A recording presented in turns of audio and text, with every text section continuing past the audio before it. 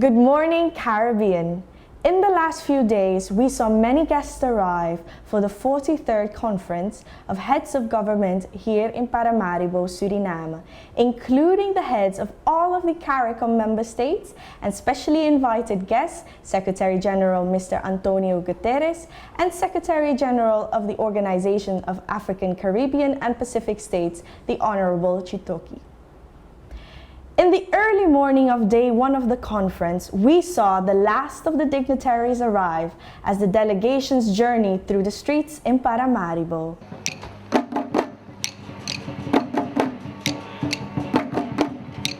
The official commencement of the opening ceremony took place at the Asuria Event Center at 6 p.m. local Surinamese time. The remarks delivered during the ceremony included that of Secretary General of the CARICOM, Dr. Carla Barnett, the outgoing chair of the CARICOM, the Honorary John Brasino, Prime Minister of Belize, and the incoming chairman of the CARICOM, His Excellency President of Suriname, Chandrika Persat Santokhi. Good afternoon and welcome to the official opening ceremony of CARICOM's 43rd regular meeting of Heads of Government. I am Kimberly Ram Kalawan. And I am Rian Kersenhout. And we are coming from the Asuria Event Center, commonly known as the Hermitage, high-rise located in Paramaribo, Suriname. This as Suriname's President, Chandrika Persat Santokhi, gets set to welcome CARICOM counterparts as well as receive the handover of the chairmanship from Belize's Prime Minister, John Brasino.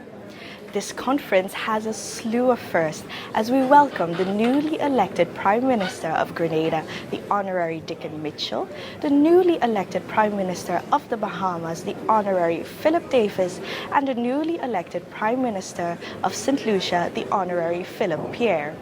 We look forward to the next few hours as we expect remarks that will lead us well into the business sessions of the 43rd CARICOM Conference of Heads of Government.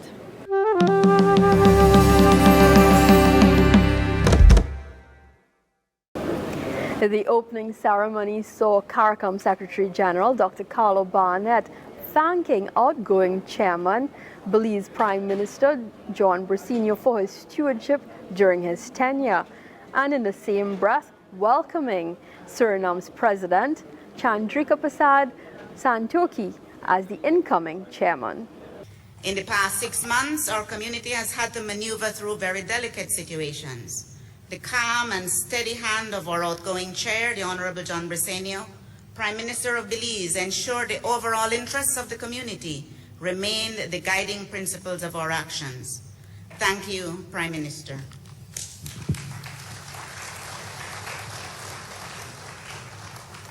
In welcoming our new chair, His Excellency President Santokhi of Suriname, I am confident that given the energy and vision for CARICOM, that much can be achieved under his stewardship.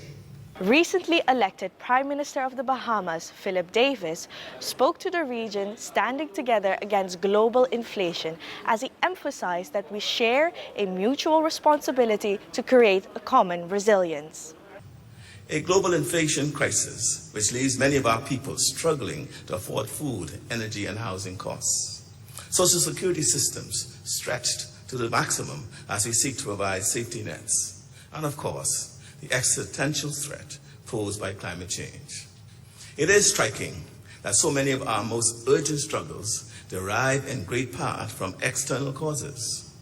We are each responsible for making our individual country stronger and more resilient to the impact of external events.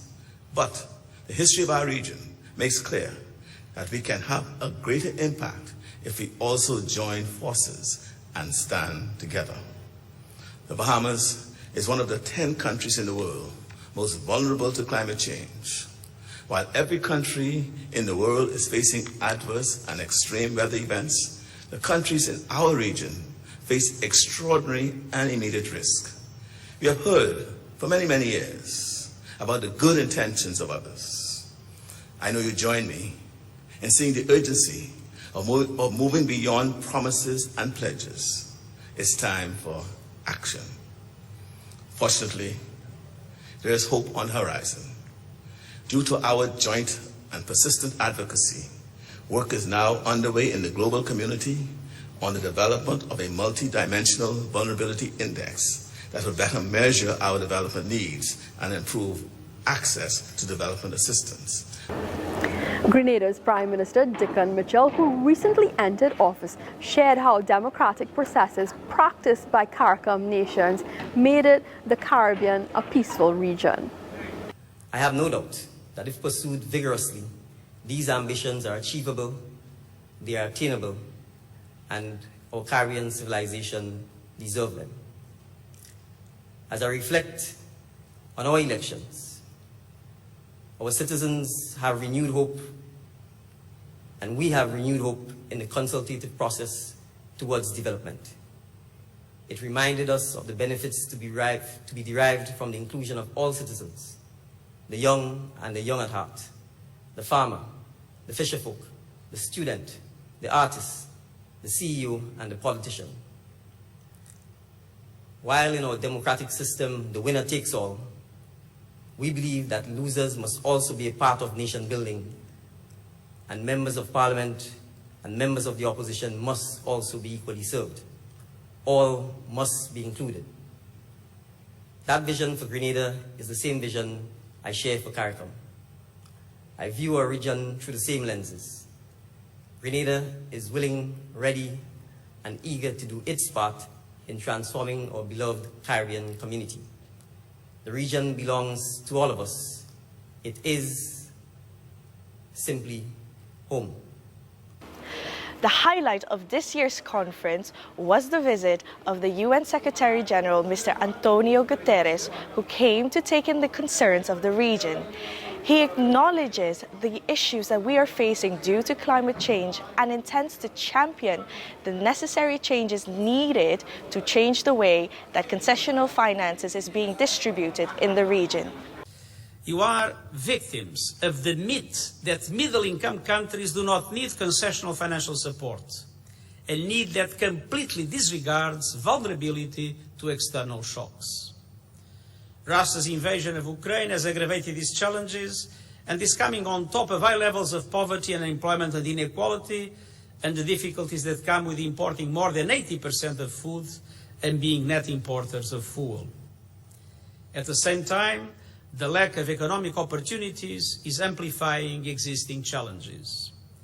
And against this backdrop, the small islands and low-lying coastal states of the Caribbean are especially vulnerable to what is perhaps the biggest challenge facing our world today, the climate crisis.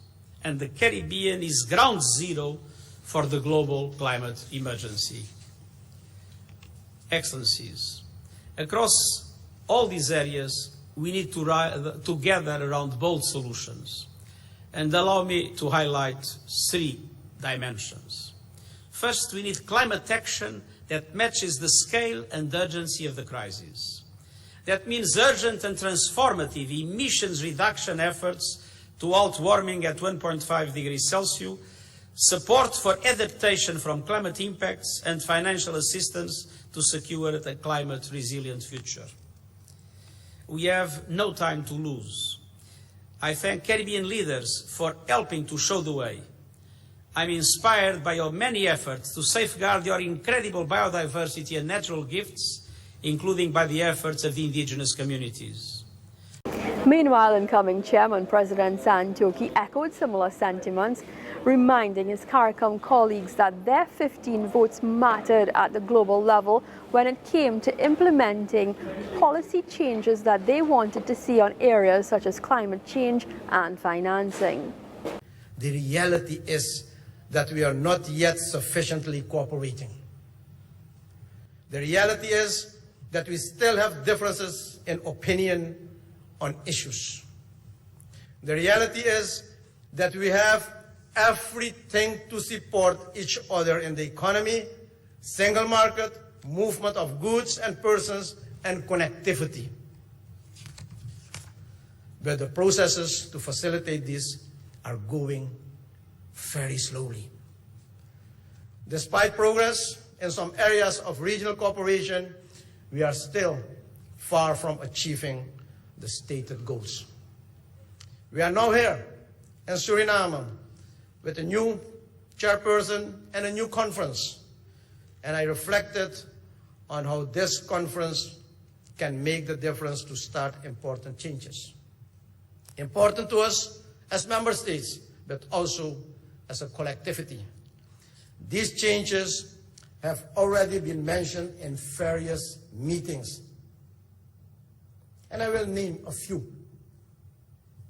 One, the fact that we have 15 votes, yes, indeed, on our own small votes, but together we have a strong voice that we can use to promote unity, initiate dialogue, facilitate intra-regional cooperation, and joint efforts by CARICOM enterprises. 4 CARICOM nationals were honored with the Order of the CARICOM Community Award for their outstanding contributions to the development of the region. The 4 recipients were former Deputy Prime Minister and Minister of Foreign Affairs of Barbados, Dame Billy Miller, cricketer extraordinaire Sir Vivian Richard, Calypsonian Mr. David Rudder, and former Secretary General of the CARICOM, Ambassador Erwin Larocque.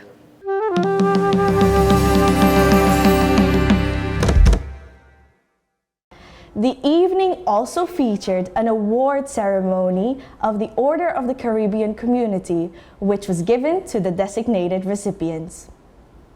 A grateful Caribbean community presents to you Sir Isaac Vivian Alexander Richards in his highest award to honor of the Caribbean community. Thank you. I would like to invite on stage Sir Isaac Vivian Alexander Richard to receive the medallion. This will be presented to him by the chairman of the Conference of Heads of Government of the Caribbean Community, the President of Suriname, His Excellency Chandrika Persat Santokhi. Congratulations. On behalf of the Caribbean community, I have the honor to present to you the medal for your achievement, your lifetime achievements, for your legacy, and moreover, the energy you left and inspiring a lot of other Caribbean people, a lot of young people to follow your path. Congratulations.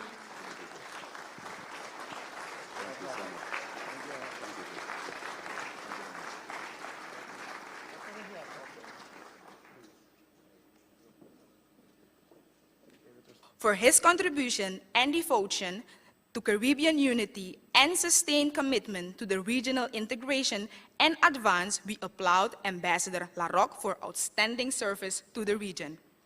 We salute him for an indelible mark on this institution and the region and confer on him the community highest award.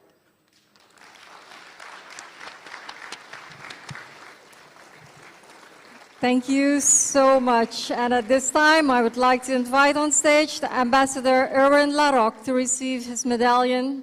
And of course, our President and Conference of Head of the Caribbean Community, President Chandrika Persat Santokhi. Congratulations. Secretary General, I have the honor and pleasure to hand over to you the award. And everyone have witnessed the achievements. And with that achievements, you have left a legacy on which we'll build further. But you have created also a track within the Caribbean community which we can follow to create a better community with your contribution, what you have left. Congratulations. Thank you very much.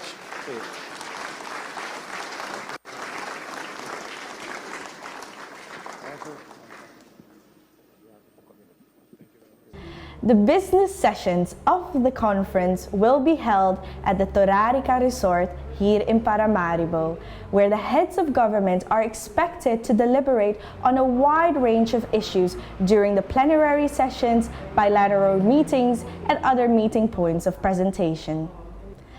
Thank you for joining us today, and we will see you tomorrow with more coverage on the 43rd CARICOM Conference of Heads of Government here on Good Morning Caribbean.